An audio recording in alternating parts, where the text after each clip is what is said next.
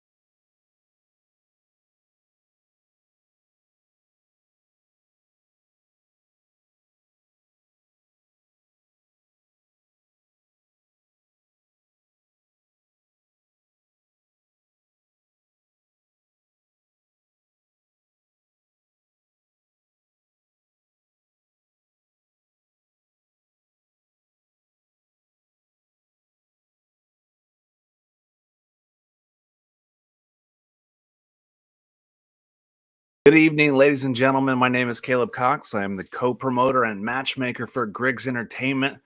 We're going to go over the post-fight press conference here, live on livestream.com or StreamYard.com. First off, city of Sullivan, Indiana. I want to thank all the fans that came out. We had an unbelievable turnout. I think we were 90% sold out. So thank you to all the fans that traveled 3-4 hours away to come watch your fighters, come watch these local guys step up and step into the cage. We can't thank you enough. A great night of fights, not only from Griggs Entertainment, but Coleman Kickboxing Entertainment. So many things to go forward through. First off, I want to display the performances of the night. So I'm no longer doing fight of the night, knockout of the night, KO of the night, because sometimes it's just way too hard. So performance bonuses of the night: Kobe Benavidez, Kyle Powell, Tanner the Tank Thompson, Reef Pacat, Skylar Reed, Quentin Doomsday Watson, Caleb Pointer, and Gabe Tag Urett. All these guys won performance of the night. I will get with you later down the road and get something nice out to you guys. So going over the night, it was a card that was had a lot of ups and downs. I appreciate everybody saying the fights were, how great the fight card was.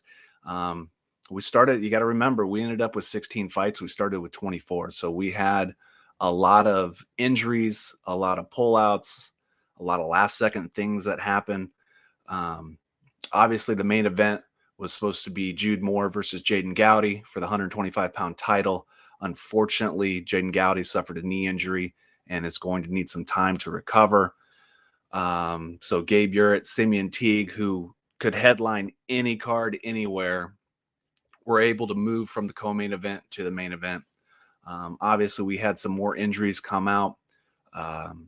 Guys stepped up weight classes, left opponent backed out, saying let this guy step up into another spot. So, but it all worked out into the end. I think we had a great card.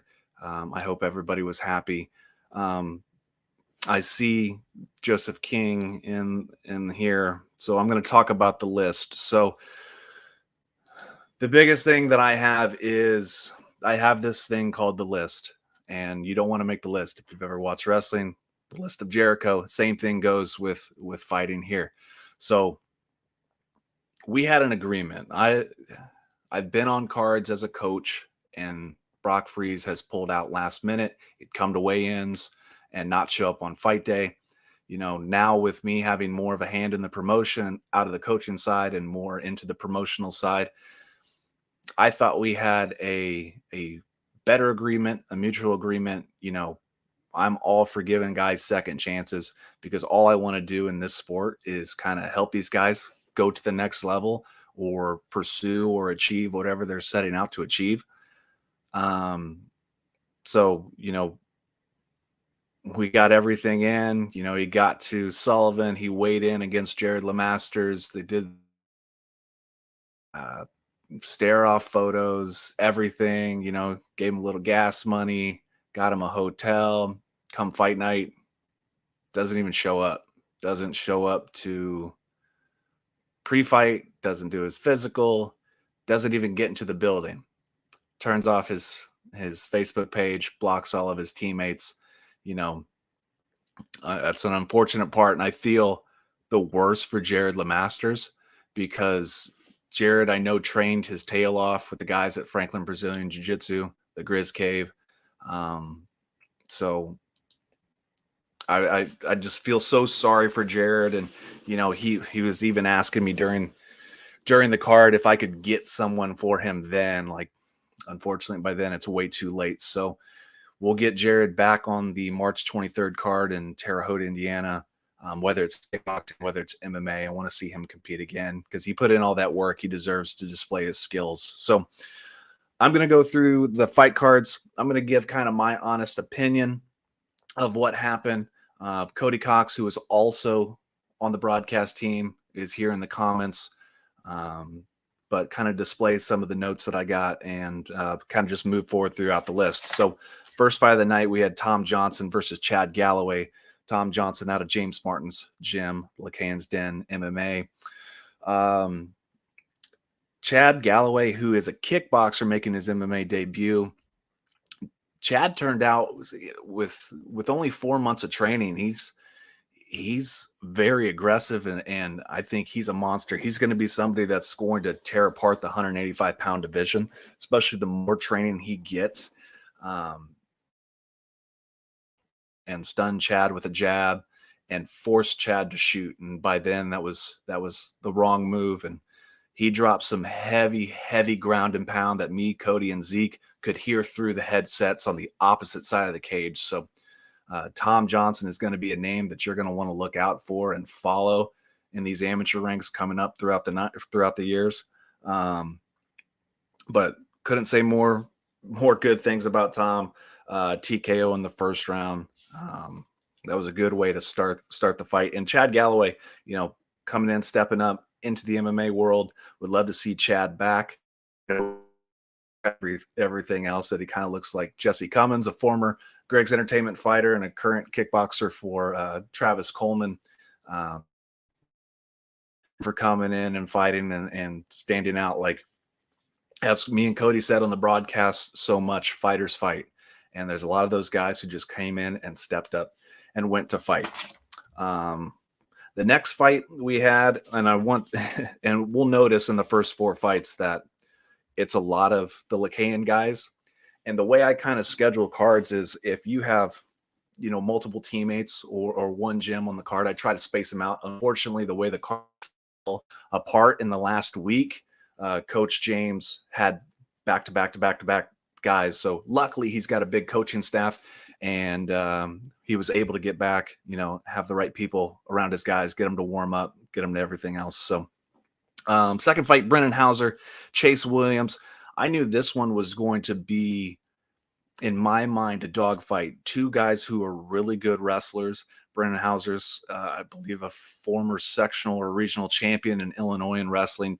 Chase Williams has great grappling under a good school at Vortex in Bloomington, Indiana, under Coach Mick Williams and Nick Armstrong. If you rewatch the fight, and we'll put all the fights back out on the Facebook page and on the YouTube page so everybody can enjoy them. Everybody can go back and study them and kind of see what we were seeing. But if you watch the first, minute and a half, 2 minutes of this fight, there were some high-level grappling exchanges. It was the battle of the clinch. It was who could get the underhooks, who could turn. And both of these guys were just tough and like it. I do this every time. I either say LeCans or Lycans. So I follow whatever Brady says in the intros. But Chase and Brennan, 2 dogs that, it was going to be a grind out fight. And the first person to make a mistake was probably going to get it. And rewatching the fight this morning, I think it wasn't a mistake, but when Chase threw a kick and slipped and fell backwards, Brennan wasted no time and jumped right on it. And I think that was kind of the downfall, because then Chase had no way to get his footing, work back up. Brennan was able to take his back, flatten him out, and it was all over from there. So still, it was a great matchup. And Brennan is asked to be on the March 23rd card. So if there's anybody in the 170-pound division that wants to take on this guy, it's going to be awesome. Chase Williams, he is tough, man. I love Chase. I loved watching him fight against Jacob Robinson. Even talking with James Martin beforehand, I said this in the pay-per-view too. James Martin thought Chase won that first fight. He's a dog. He's got nothing to put his head down about. But he's got a great coach, great coaching staff, great training partners around him. Would love to see him continue to compete more. Like I tell a lot of these amateur guys, it's not about wins and losses. It's about experience. Until we start, talking money and you start going to that professional level, like, the idea is to build your resume, test yourself. So that's what we're doing. Can't say enough good things about Chase. Great group of guys there. Going out to the next fight, Kobe Benavidez and Farbod from Lycan's Den also. So this one was very unexpected. And I told Farbod or Farbode. Sorry if I'm saying it wrong, but he was he was a lot bigger in person. And I told him this at weigh-ins. He's a lot bigger in person than I saw online. Like he's taller, he's thicker. Um, Talking with Coach James, he had some time in the gym, and Kobe was on a 2-fight losing streak, and his jujitsu, his heels, um, 2 losses by submission and quick losses. So, but I know Kobe's a pretty good kickboxer because he's got long arms, long legs. So I was expecting more of a stand up, and maybe Kobe had worked counter wrestling, because when I think of Lycan's Den, I think of uh, Michael Biletich, great wrestler. They got a big coaching staff, a great coaching staff, very well rounded.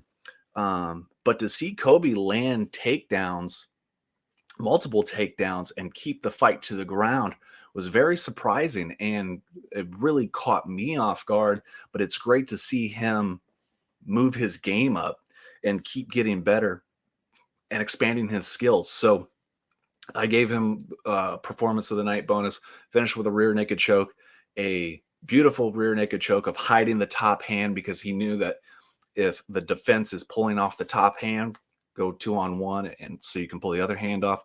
He was able to put it behind the head, get it trapped. So it was no way it was getting out of that. So congrats to Kobe Benavidez on getting his first mixed martial arts win. And I hope to see Farhad in the near future. Going to the next fight, Quentin Urick, Kyle Powell. This I thought was going to be a stand-up war, and it was. Quentin is a very tall Muay Thai fighter, 6'2". He's got some thick legs, some thick calves, some long arms. Kyle Powell, 2-0. He had 2 first-round knockouts, and a really a bouncy boxer type style that really likes to stay in the pocket and move. I said this to Cody and Zeke fight, like whoever lands first is probably going to win. I think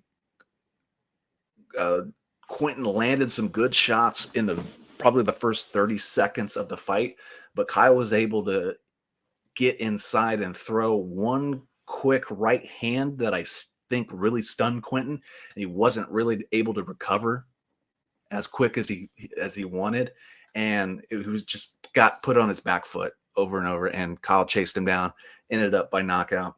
That was the battle there. It was size and length versus if Powell could get inside, he had the better opportunity. If Quentin could keep him at distance and try to pick Kyle apart, I thought Quentin would have been better off suited. Still, props to both guys. I know Quentin was kind of, down on himself after it. I'm just glad he's okay. He got up. He was all good. Kyle Powell moves to 3-0 at 185 pounds. So we'll see what's next for him in the future. I think he's got something bright. He's got something. I know Coach James Martin sees it too. So, both traded shots, early right hand. I don't think he was able to recover. A fight. We'll go to Connor Poe and Elijah Rivera. So interesting fight on all outcomes. So Connor Poe, a kickboxer, versus Elijah, who I would call him, and I have him on my sheet. So this fight ended up in a no contest due to an accidental eye poke. A couple things working here before we get to the eye poke. Connor Poe and Elijah were on the MMA card.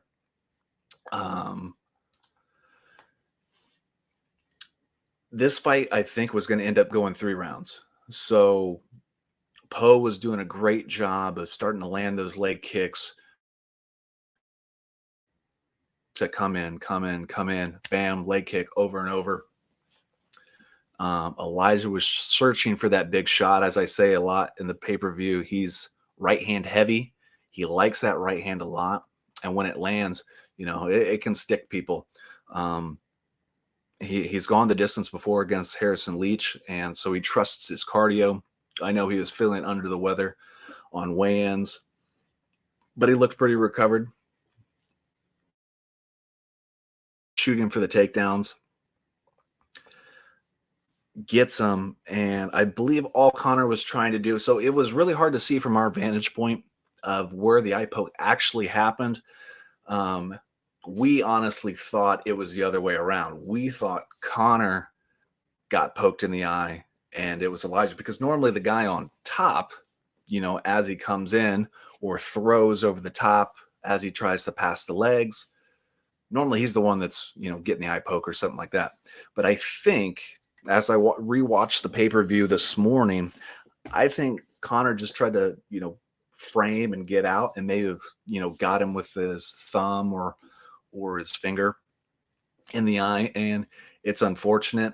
But one thing Connor did that, you don't have to, he told the ref. You could see Elijah turn and kind of wince, but he told the ref that he poked him in the eye. The referee stopped the match and gave Elijah the time. Connor did not have to do that, so I thought the integrity of that was pretty cool. It was on its way to being fight of the night. I guarantee it goes to round 3. They continue to slug it out. I've already been asked, is this something we'll rerun? Don't know. Both fighters would have to talk to me if they would want it, if they need time off. That's a question for later in the week. I think people want to find out who's going to win that fight, but we'll see. Try to not make fights the same night as a fight or the day after. We'll wait when everybody's got time to adjust and see it all over again. Also with that, there was some crowd activity with that, and I understand emotions run high for not just the fighters but also the families and everything. So everything was all good, under control. I know Mikey Gilman was kind of upset at some things, but things are said. As a coach, as a corner, as a fighter, you got to learn to keep your emotions in check. You got to learn how to turn it on and turn it off at a drop of a hat. So props to both of these guys. Let's go to the next fight. Tanner the Tank Thompson versus Chance Food Truck Evans. Super heavyweight bout. We knew this was going to be fireworks. Super heavyweights, you are going to get either a lot of pressure or a lot of punches. We got both. So Chance was very pressure heavy coming forward. Talking to me before the fight in the cage, he had worked on his boxing a lot with Jason Gonzalez, trying to keep his punches tight. And I think he started off correct. I think he was good. He found some shots, but how Tanner connected as Chance was moving forward, but dropped his hands at the wrong time. And Tanner was able to counter with a quick left hook that landed flush on the button. And it was at the perfect time of Chance dropping his hands. So something that I didn't think would happen, and I would say was probably the upset of the night, was Tanner winning by, call it a TKO. I have it KO on my sheet. I believe it was a TKO, but you make the wrong move in the wrong spot, and we'll talk about that as we get up to the main card, guys. It's millimeters and milliseconds, and Chance was dropping his hands at the wrong time and got clipped. It happens. But Tanner the Tank Thompson, performance bonus of the night. It was a hard shot, and we hope to see him again in the future. It was very fun to watch. Everybody loves super heavyweights, or if he moves down a weight class and goes down into the heavyweight division. One that I was invested in a little bit, mostly because Curtis the Hammer Ferguson versus Caleb McKnight. This one was tough on both ways, and the reason being is Curtis, and he knows this, and I'm not going to sugarcoat it because I'd tell it right to him, and I have, is he didn't train for this. He didn't train for the fight. He didn't take it seriously. I was very upset about that, about how much weight he was over 2 days out, about how he was still overweight the morning of, came in. But props to Caleb McKnight for accepting the fight. He did not have to if he did not want to, but fighters fight. It was a grind out session, I think, from Curtis. I was surprised that his cardio didn't go away because of the weight cut, because cutting 17 pounds 2 days, 7 pounds over the morning of, I thought he would be drained, but he was able to take it all 3 rounds. Caleb's got power in both of his hands and his feet. I just think he's so young. He's only 18. He's got a lot of time to mature and learn more. He throws everything he has with bad intentions, which is great. And if it connects and puts lights out. It just kind of seemed like he would get himself stuck against the cage with his hands up and kind of let Curtis throw. But I think there were some good opportunities for him to counterpunch, working on his counter wrestling. Curtis was able to get underneath of him, pick him up, slam him a couple times. He weighed 52 pounds, so I'm not convinced that 55 is a good weight class for Caleb, especially if he's that far under, maybe 45. I mean, you're still at 18 years old, you're still maturing. I think 45 might be best suited for Caleb. I think 20 Hote. I would love to see that. And then with Curtis, I don't know what's next for him. Originally, we had tagged he was going to go to 45 to fight Caleb Bell on the Terre Haute card. I'm not convinced at that, unless it would take me a lot of convincing to make that happen, because Caleb Bell 4-1. I would not let Caleb take a fight that a fighter misses weight at. It's not fair to him. So I don't know what we're going to do with Curtis, if he's going to take time off. I just want to see him get back in the gym, take the next one as serious as possible. I know a lot of life things happened. It's part of it as being a fighter and wanting to be a fighter and an athlete full time. Like, that balance of work, life, training, it's tough. It's that, walking that typewriter, that type wire, and figuring out how to do it. So obviously I want to see everybody that competed on this last card. I want to see them again. Just try not to make weight, please, or at least show up to the event. Don't pull a Brock Freeze. Don't tell me you're going to be there and not show up at all. Okay. Just make the freaking list. TJ Johnson, Austin Hearn, heavyweight fight. TJ Johnson, you know what you're going to get. You're going to get straightforward, just fury punches. And that's what TJ brought to this. Austin, I think, was just overwhelmed. Talked to him today. He just, maybe the lights were just a little bit bright, got stuck covering up and just couldn't find a way to exit. But TJ Johnson moves on to 2-1. It's TJ's a good dude. Love to see him compete. And he also, again, wants to fight on the on the Terre Haute card. So want to get him in there. I'm going to start trying to fly through these a little bit more. Reef and Jay the Mongoose Curry. Reef wins submission. Jay Curry, we had talked a lot about his new training, taking jiu-jitsu a little bit more seriously, wrestling a little bit more seriously. I knew Reef was going to be a tough matchup, but you never know, especially in MMA, 4-ounce gloves, 5-ounce gloves for the amateurs. One punch changes everything. And I told Jay this after the fight. I thought the jumping knee, the flying kick was a poor choice, just because it puts you at a disadvantage of both feet up in the air, flying into a wrestler who's going to end up and grab you.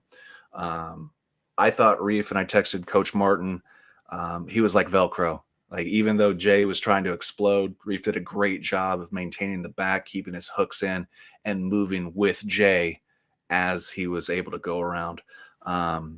Both of these guys have a good career in front of them. I would love to see Jay obviously get more training in, not better training. I think he's at some good gyms where he's at. It's just consistently trying to be better. I know he was down on himself too, of, back-to-back losses. It sucks. Nobody stays undefeated in this sport. But we are, Jay Curry's, it takes time. It's repetitions. It's getting in the cage. It's testing yourself. But both these guys, Reef, great ground game. Jay Curry, prove on the counter wrestling, counter submissions. Definitely want to see both of these guys back. Reef, obviously, performance of the night bonus. Aaron Hunt, Zach Zimmerman. Props to both of these guys. I don't know if Cody is still in here, but fighters fight.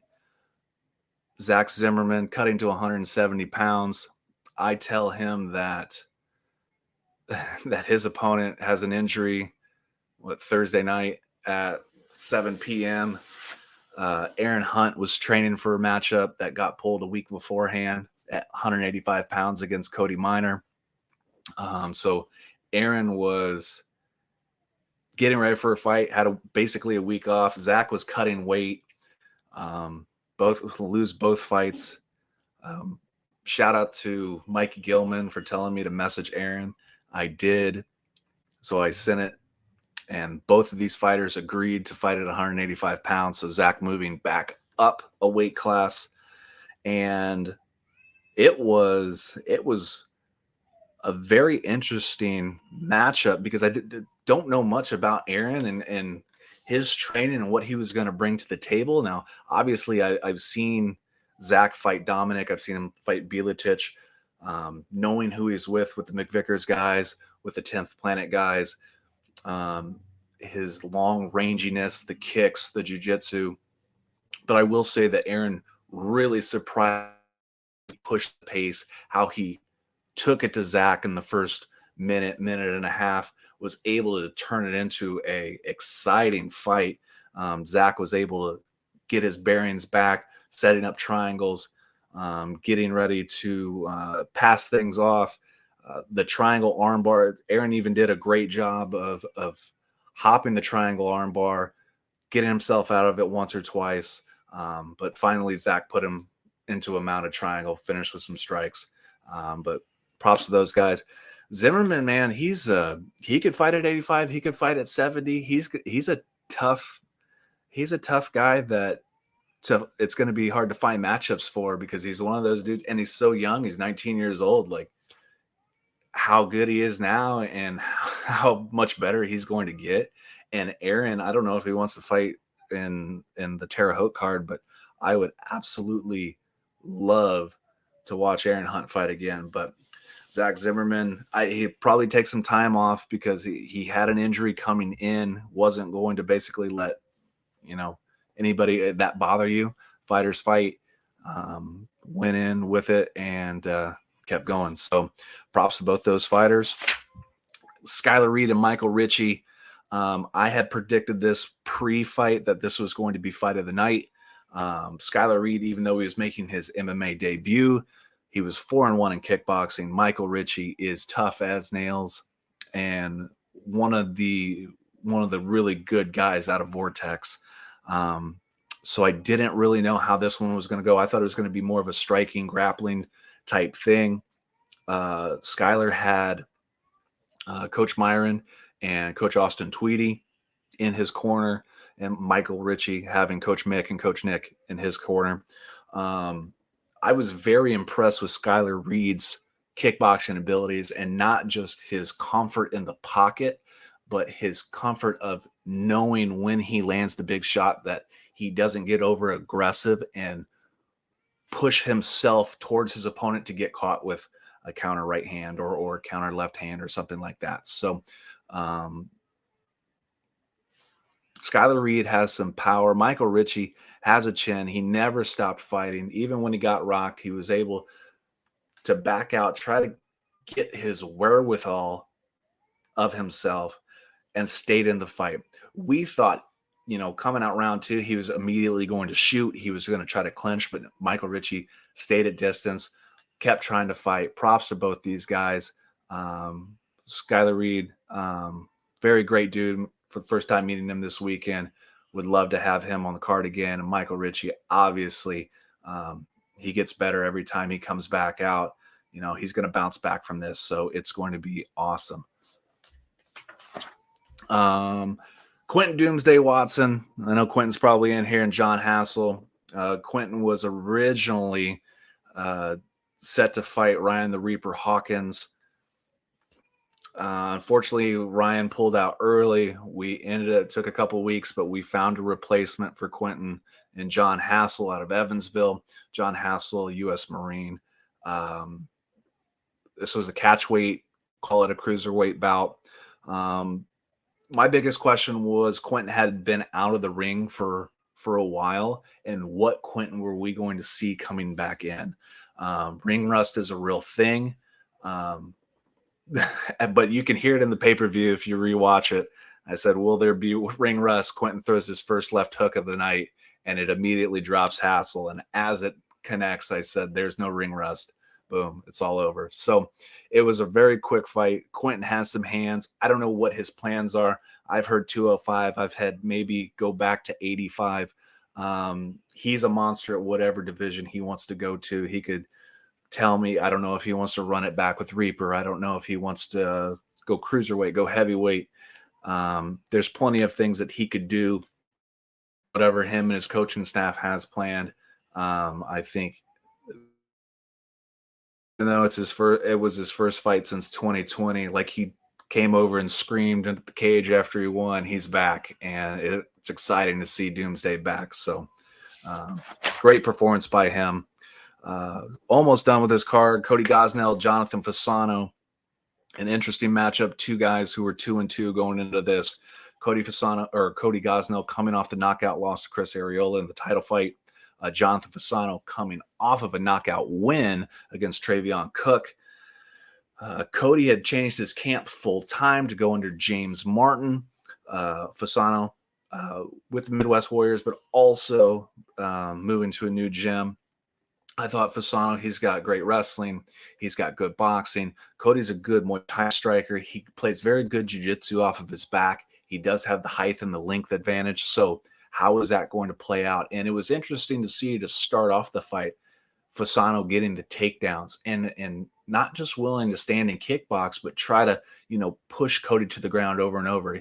Fasano landed some shots early that I believe, and we tried to call it that we think that Cody had a mouse under his eye or had some swelling, some pretty significant swelling. So we didn't know how much that affected him.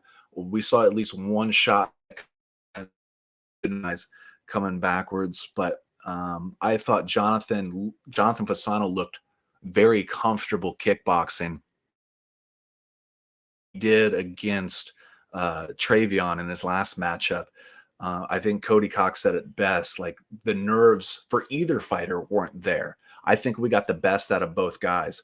Round two, where it changed, Cody ends up winning by standing guillotine. I don't know if it was a panic type thing on Fasano's tapping to it, because sometimes if you're not used to that position, in a standing guillotine, obviously there's a couple ways to get yourself out of that. But as quick as that tap was, it was either super, super tight or it was, super tight or just in the right spot. Maybe it was a trachea choke instead of an actual guillotine, like so much stuff there. But both showed great poise. Boxing looked great. Takedowns looked good for Fasano. So Cody moves to 3-2. Excited to see what's next for him.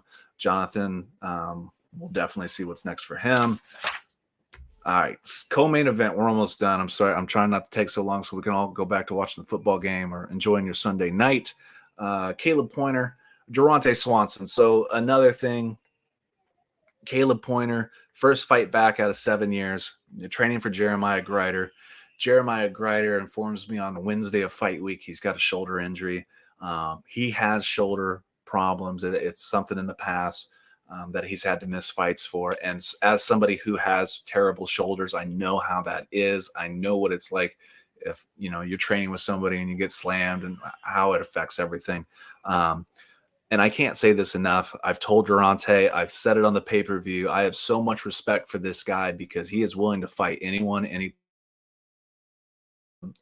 people look at him and think, there's no way that guy's tough or that guy's a fighter. He's probably one of the toughest guys that you will ever come across with.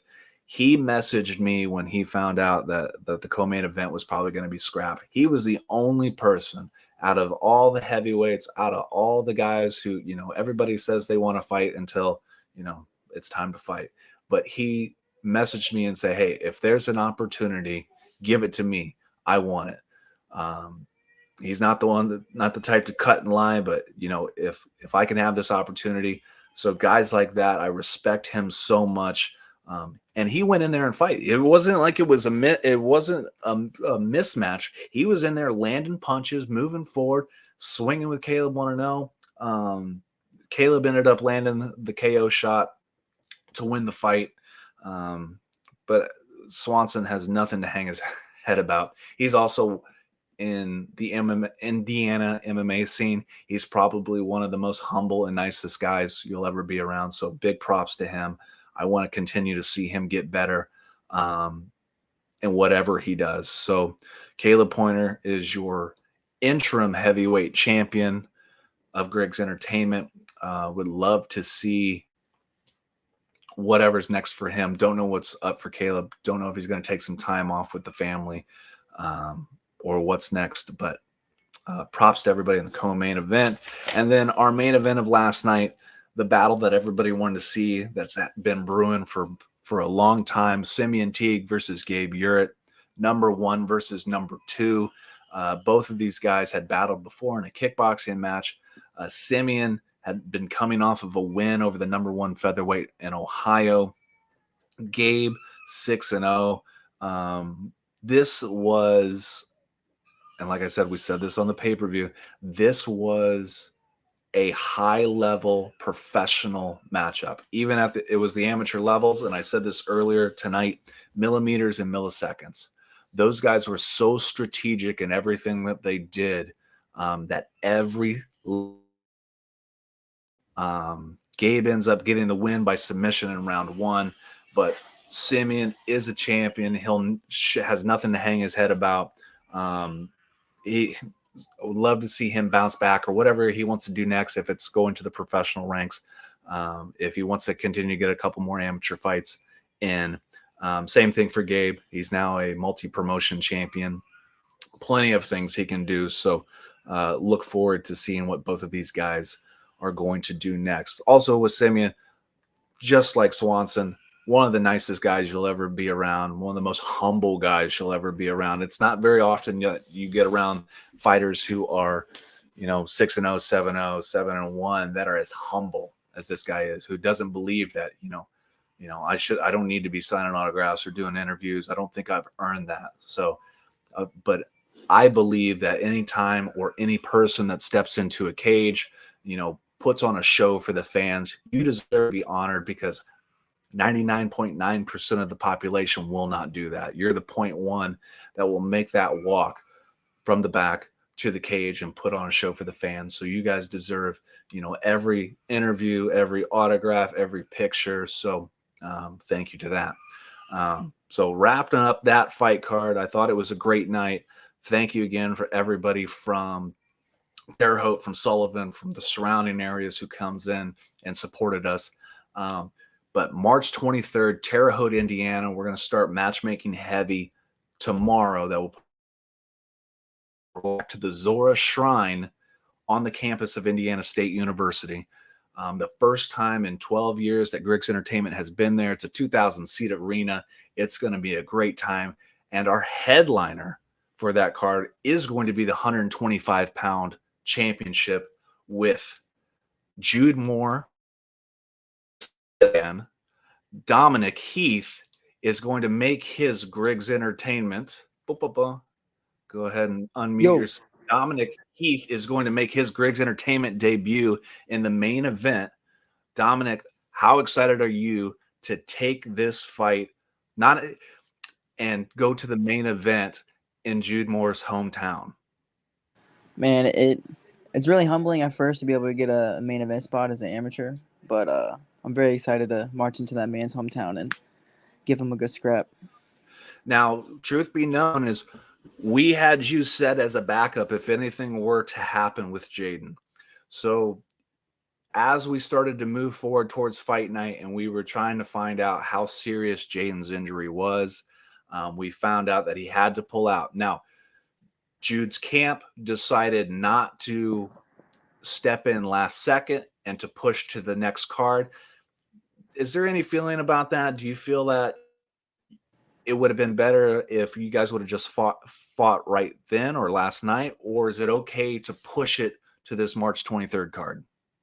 So at the amateur level, if you're not looking to take late replacements on, I think it was maybe 3 weeks notice. It kind of just, for me, it just shows where his mind was at and how confident he is in his skills. So he can push it back a couple months, but I would have fought him on 2 weeks and weeks notice.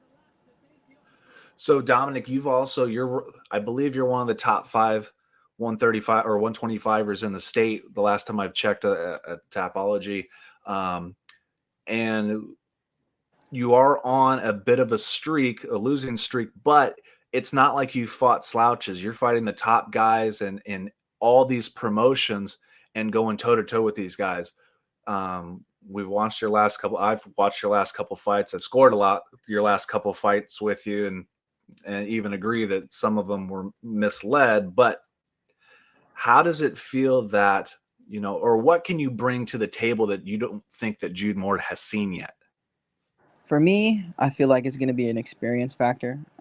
I've competed at some of the highest levels in jiu-jitsu and wrestling and MMA, so I feel like the night's going to get to him, the main event will get to him, and also just my experience in the cage. He's never made it to the end of a second round, and I've been to the third round, been to decision 3 times, so I feel like experience is definitely a big factor in this fight. So experience is a big factor. What about skill wise? Do you think your skills outweigh his in one facet or multiple? I feel like I'm better than him in every area. I hold a purple belt in jiu-jitsu, and I got a state medal under my belt, so when it comes to the grappling, Uh, I mean, I hope that we can get into some grappling scenarios, but I really see us having a striking fight. And obviously, Jude is the type of guy who, and he was supposed to be on here. Unfortunately, he's got a family emergency right now, so he couldn't be on tonight. So we wish him the best. We'll have a couple more press conferences and let Jude talk about this as we lead up to this. But we do wish Jude the best tonight. Dom, Jude is a type of guy who likes to try to get in his opponent's head. Is that something that you look forward to? Is that something that you kind of shrug off? Or how do you deal with guys who are very, pressing forward with either the keyboard or the mouth? At the end of the day, we're gonna fight on March 23rd. So if he wants to act like that all the way leading up, that's fine. But once we weigh in and face off, I don't feel like he'll act like that anymore. I think it's going to be one of the best main events that the state has ever seen. Coming back into this major arena, obviously, I'm going to bet you're probably going to bring a ton of people with you. 100%. Fort Wayne's gonna show out, and we're gonna show Terre Haute what Fort Wayne's about for sure. So get your tickets. We're going to have tickets online soon. We're going to have tickets to the fighters soon. Get on this March 23rd card. Feel free to message me, message the Griggs Entertainment Facebook and or Instagram page. We're going to start putting this thing together. It will be another co-promotion with Coleman Kickboxing Entertainment. So we're going to have a big night of fights live on pay-per-view, headlined by Dominic Heath and Jude Moore. Dominic, thank you again for joining us tonight.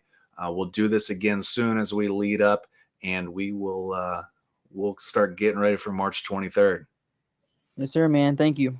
All right, man. I'll talk to you soon. I appreciate Dominic coming on. I appreciate everybody joining us tonight for this post-fight press conference. Thank you to Griggs Entertainment, as always, Coleman Kickboxing and Entertainment, livesportscaster.com, where we had our pay-per-view the Vault in Linton, Indiana, who is our main sponsor. We'll see you guys on March 23rd at the Zora Shrine in Terre Haute, Indiana. You'll be able to get your tickets soon, so keep watching the Facebook page, the Instagram page, and our YouTube page. If you missed this last card, don't worry about it. We're going to get all of those fights on the YouTube page and the Facebook page, so you guys can have those fights. Thanks again to all of our fighters, all of our fans that keep supporting us. Hey, and as Josh Griggs says, let's do it. We'll talk to you all soon. So have a good night. Enjoy your Sunday, and let's get back after it.